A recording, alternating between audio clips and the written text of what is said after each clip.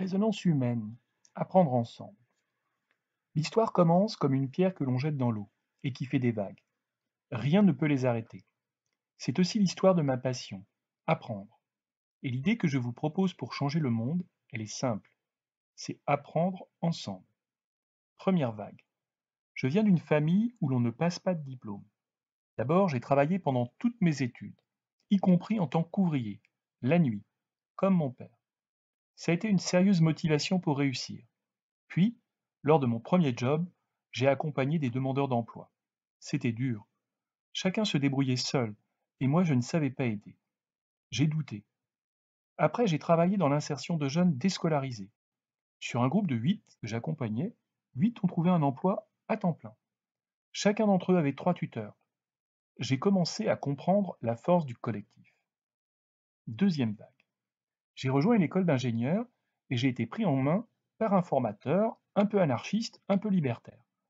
Il avait hérité des pratiques d'apprentissage de Joffre Dumazedier, un résistant. J'avais envie de comprendre comment on apprend, alors j'ai fait une thèse. L'idée qu'on apprend collectivement a encore grandi. Lors d'un voyage en Afrique, j'ai entendu parler des pratiques de facilitation qui se développaient au Québec. J'ai fait une coupure, je suis allé voir et j'ai été bluffé par l'intelligence collective. J'avais vraiment envie de partager cela. À mon retour de Montréal, je me suis installé dans un café et j'ai dit à mes contacts sur les réseaux sociaux de me retrouver tous les samedis, pendant 2 mois. À votre avis, qu'est-ce qui s'est passé? En fait, j'ai fait 30 belles rencontres.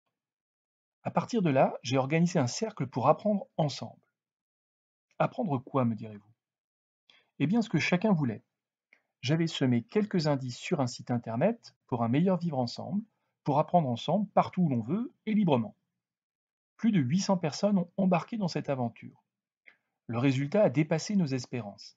C'est peut-être que là que j'ai glissé du jeu au nous. Troisième vague.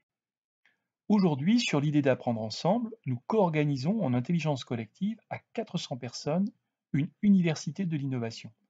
Nous faisons cela au Centre national de la fonction publique territoriale avec l'envie d'améliorer les politiques publiques. Ce sont 149 projets qui réunissent plus de 1800 participants cet été.